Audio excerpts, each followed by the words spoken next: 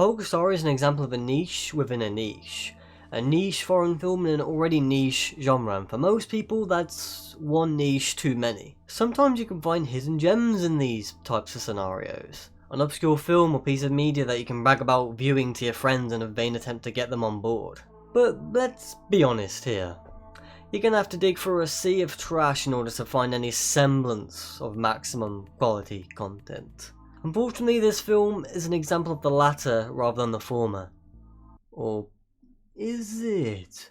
On one hand, this film blows for a variety of reasons, most notably being the crass attempt at anti-capitalist propaganda. 90 minutes of subpar pandering that fails to make us, the viewer, sympathise with the exploited over the exploiters, all the while seemingly having zero to no self-awareness considering its country of origin. Though, in saying that, the film is generally well shot, with more than a few examples of damn fine cinematography, if I do say so myself. My aim with this video is to lay out the reasons why this movie blows, but also why it rocks.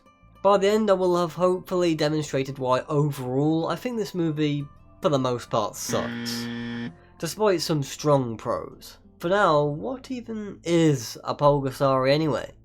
What's it all about? Well, Pulgasari is a 1985 North Korean kaiju film directed by filmmaker Shin Sang-ok, a South Korean director who claims alongside his ex-wife that he was kidnapped by our friendly neighbourhood dear leader Kim Jong-il.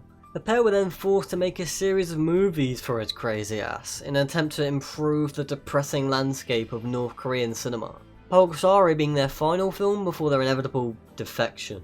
If I'm being completely honest, their story is far more interesting than the actual plot of the movie. Spoilers. I would talk about it myself, but there's already a pretty decent documentary on the topic, and I guarantee a crap ton of videos too. Plus, that's not really the point of this video. We're here to talk about Pulgasari and Pulgasari alone. In regards to the main plot of the movie, Pulgasari takes place during feudal-era Korea, where a tyrannical king rules over the peasants with an iron fist, not to mention insane taxes to the point where the populace is on the brink of starvation. After the intro credits, the film opens on a small village of people going about their lives doing villagey things. We primarily follow protagonist Amy, the young beautiful daughter of the village's chief blacksmith. Accompanying her is love interest Indy, a young blacksmith who leads a group of bandits fighting back against the king's oppressive regime. In order to crush the peasant rebels, the king demands iron from all of the villagers so they can fashion more weapons. Any and all kinds of iron, mind you, including their farming equipment, leaving them with nothing to harvest crops with. During one of the king's raids, Indy ends up getting captured by the army, so one of the bandits returns to Indy's village to spread word of his capture. But not before we get this brutal montage depicting the full extent of the army's tyranny. We see soldiers charging into people's houses, civilians getting stomped on, followed by people crying, followed by people crying, followed by people crying, followed by people. It's definitely supposed to be a hard-hitting scene. And maybe it would be if it wasn't so tone-deaf. Depicting this kind of authoritarianism and invasion of privacy is extremely ironic coming from the North Korean government, of all places. In fairness though, the whole scene is pretty well shot, not gonna lie. Camera is constantly moving, and even when trying to focus in on a certain piece of action, we see people running past the lens non-stop, which really emphasises the hectic events taking place. Plus we get some neat little Dutch angles thrown in for good effect. As well as this final shot of Indy with this pure look of contempt on his face. Like damn. Props to the actor for selling the hell out of this boring, monotonous plot. So after the chief blacksmith hears word of Indy's capture, he orders everyone else in the village to hide their iron, preventing the army from taking it by force. Naturally, this guarantees the man a ticket straight to jail, but not before we get a scene of the blacksmith getting his ass beat by the king's men. Because of his refusal to give away the iron's location, the soldiers spare him no mercy. And so unfortunately, the blacksmith dies in prison. Rest in peace, Chief Blacksmith, if that really is your name. We barely knew ye. But not before we get an assortment of scenes depicting his slow-ass death by starvation. Let's go! By now you've probably begun to notice a recurring trend in this film. The non-stop, comical amount of suffering that takes place again and again throughout the running time of the movie. You can tell that the film wants to be taken seriously. It wants to have an emotional impact on the viewer. But to be honest, by the time it came to a close, I just ended up laughing at its hilarious attempts to make me feel sorrow and empathy. Why? Well, it ultimately comes down to 3 main reasons. 1, knowing how the plight of the land is resolved. 2, knowing the context behind these brutal depictions of anguish. And 3, there's just so damn much of it. It's kinda hard to take the pain these characters go through seriously when we know that some giant monster is going to magically save the day and overthrow the system. The resolution is so cartoonish that you struggle to even sympathise with the conflict at hand. And it definitely doesn't help that we only see a black and white depiction of said conflict. Rich people bad, poor people good is what this film ultimately boils down to. And it just feels so patronising and in your face in regards to the message it's trying to send. This leads right into point 2. Pulgasari is a North Korean propaganda movie through and through. Kim Jong-il himself produced the damn thing, and I use produced with heavy quotation marks. I don't know man, if Kim Jong-il gives you advice, I feel like it's not really advice, it's more like instructions that if you don't follow you'll suddenly disappear the next day. Having the knowledge that this movie's whole purpose is to sell a one-sided narrative to a populace who don't even have the means to form their own opinions and conclusions on, makes this movie's entire message redundant. Finally, when it comes to point 3, I mean, it's pretty self-explanatory. Now, in isolation, sure, that's not really a problem. There are plenty of movies which connote their message through visceral and graphic imagery, intended to shock you. Take, for instance, the movie Threads, one of the most disturbing films ever made, depicting an array of horrifying scenarios. However, the difference between Threads and Pulgasari is that Threads spends about half the movie on the calm before the storm, developing the characters and building up to the shocking material, whereas Pulgasari just jumps right into it within the first 10 minutes. The inevitable consequence of this is that we're given little to no reason to give a damn about the characters. Indy and Amy are there, and what they're going through is bad, sure, but like, there is literally no investment into these characters. Why should I care about them? Why should I care about the chief blacksmith?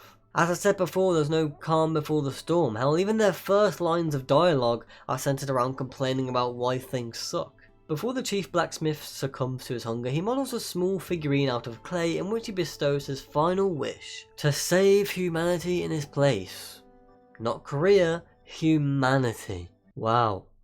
What a bloody narcissist, dude. Mate, the world doesn't revolve around you. What do you mean save humanity in your place? Was that your original plan? How do you even know if the whole world needs saving in the first place? Whatever. Doesn't matter. This miniature clay figurine would of course later turn out to be our buddy old pal, Pulgasari. Eventually the figurine ends up in the hands of Amy, who accidentally cuts her finger with a needle, spilling blood onto the figure, thus triggering its awakening. It's here where we get this amazingly composed scene with baby Pulgasari. Because he's still miniature when he initially awakens, the crew had to build a tiny set for the actor to move in order to give the illusion of being, well, tiny. I'll be honest, I love how they built a giant pair of scissors and needles for this brief moment. like it's such an unnecessary but incredibly awesome detail.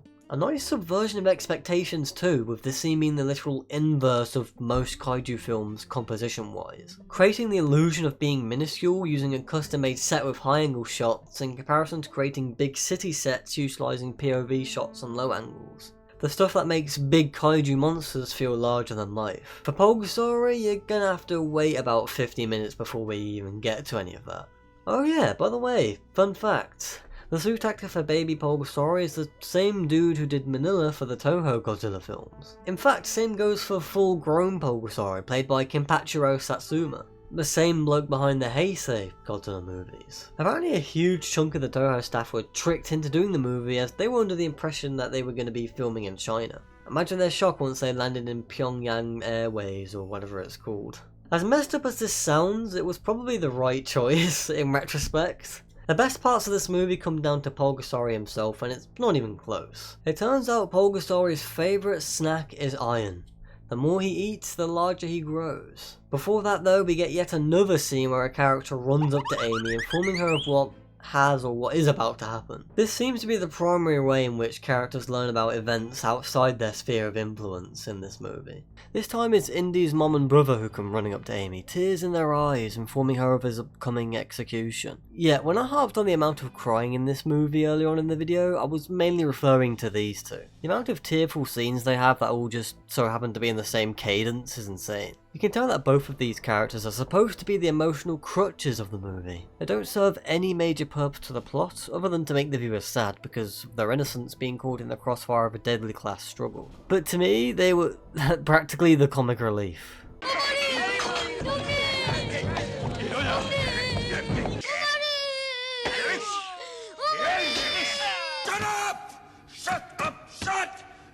Before Indy can get ahead of himself, Pulgasari jumps in the way, taking a bite out of the soldier's sword. Conventional weaponry doesn't work on Pulgasari, allowing him to safely bite off Indy's chains, freeing him. Naturally, the local governor doesn't take too kindly to this and kidnaps both Indy's mom and his younger brother. This sparks Indy and his group of rebels into action, rescuing the pair of them alongside killing the governor, thus sending a message to the king that they ain't gonna take any more of his shit.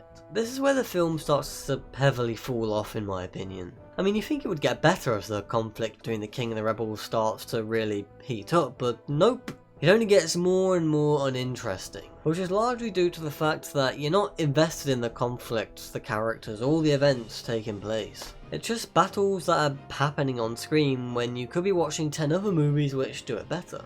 Eventually the rebels discover Pulgasari, feed him a crap ton of iron to the point where he becomes kaiju-sized, and then absolutely decimate the king's forces. Admittedly, it is a nice breath of fresh air seeing the kaiju aid humans in seemingly menial ways. There's even a gag where Pulgasari grabs more wood than they actually need, which is, you know, decently clever and all. Plus Pulgasari's actual design when fully grown is pretty badass. They definitely did a great job on the suit. However, that's only going to get you so far when the film is boring to watch. Long story short, with Pulgasari's help they defeat the king, but now they have a new problem to solve. Their giant comrade's insatiable hunger for iron, which will inevitably cause all the farmers to be without tools, leaving them in the same situation before the conflict even began. Recognizing that there's no way to stop Pulgasari, Amy sacrifices herself by sitting inside an iron bell, which he then eats, killing both of them. Before the credits roll, we see the spirit of Pulgasari enter Amy's body, so I guess she's still alive after all, symbolising that the revolutionary spirit still lives on in her.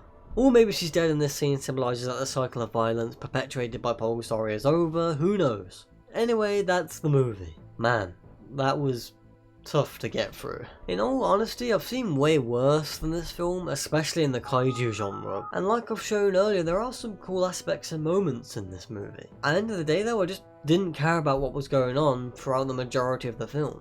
I can't even tell you how many times I checked my phone, something I usually never do. I won't even deny that I glossed over some major plot details. Eventually Indy actually does get executed for reals this time, which then spurs Amy to get revenge in his name, doing so by resurrecting the seemingly dead Pulgasari. Oh yeah, that happened too. But let's be honest here, do you care? I know I didn't. I'm not sure what's worse, the fact that it's boring or the fact that the anti-capitalist message fails spectacularly. Instead of critiquing capitalism, the movie ends up highlighting negative aspects and traits that come about through totalitarianism. Take for example all of those suffering scenes I discussed earlier, where we see the populace being treated abhorrently by the king's men while the governor and the king himself are in a position of privilege and wealth. The problem is these aspects can come about through any economic system. Case in point, North Bloomin' Korea. To further emphasise the point, let's look at another movie which successfully critiques capitalism. Fritz Lang's Metropolis achieves the goal Pulgasari could only dream of. Instead of gratuitous displays of suffering which amount to nothing, Metropolis depicts the results of a potential hyper-capitalist future where workers are on the brink of restlessness yet refuse to take a break in order to meet their quota. Where Pulgasari gives us a one-sided good versus evil story, Metropolis depicts a chaotic class struggle where workers are manipulated into a conflict via the whims of a mad scientist, even forgetting about their own children in the process. And then on the other end of the spectrum you've got the wealthy owner who is shown to have some small semblance of humanity. Imagine that. Plus the film's protagonist is the son of said owner. Pulgasari's conflict is solved by completely killing off the opposition, which then somehow brings about total peace throughout the land. In Metropolis, the working and owner class unite and work together for a mediator. The very motto of the film being the mediator between the head and the hands must be the heart. If those examples don't clue you in on how inept the message in Pulgasari is, I don't know what will. It's a damn shame too because the kaiju elements are pulled off pretty awesomely. Plus the setting is rather unexplored for the genre and we do get to see it utilised fairly well. What with the battles between the King's Men and the rebels, plus Pulgasari's rampage through feudal era architecture. Unfortunately, it's not enough to save this movie from being pretty dull, and overwhelmingly pandering and inept of its messaging in my opinion. Sorry Kim, but this film speaks ill of your country. By the way, the film is actually publicly available to watch on YouTube. I don't think it's public domain per se. In all likelihood, North Korea just doesn't care enough to take it down. If you want to check it out for whatever reason, well, I'll leave a link below. Like if you liked, dislike if you disliked, subscribe for more quality content, and I'll see you guys next time. Have some more chicken. Have some more pie. Have some more chicken. Have some more pie. Have some more chicken. Have some more pie. It doesn't matter if it's boiled or fried. Have some more chicken. Have some more pie. Have some more chicken. Have some more pie. Have some more chicken. Have some more pie. It doesn't matter if it's boiled or fried.